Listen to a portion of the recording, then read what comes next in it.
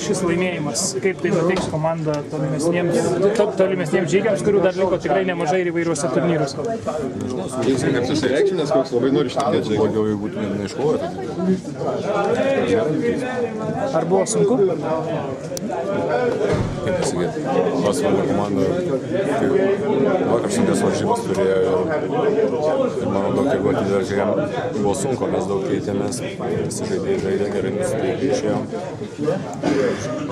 Pasakyti savo sunkių darbų, padarėm tokias varžybas, neprasunkės.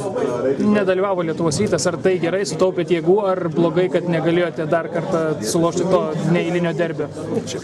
Manau, norėjosi vis tiek, kad būtų Rytas tiek mum įdomiau būtų tiek žiūrovų, manau, tiek visiems. Ir kaip yra. Čia ne mes renkamės. Bet dėl to motyvacijos nepritrūko? Matot, ne, geros varžybos buvo ir mes. Buvo tikslas ir laimėti ir kai ką pagerinti, kad ateičiai.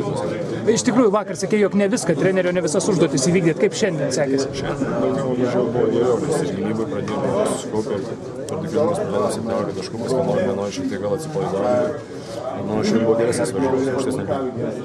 Ačiū. Kaip pasiūlytum Pauliui išleistus pinigus? Ką? Kaip pasiūlytum Pauliui išleistus pinigus?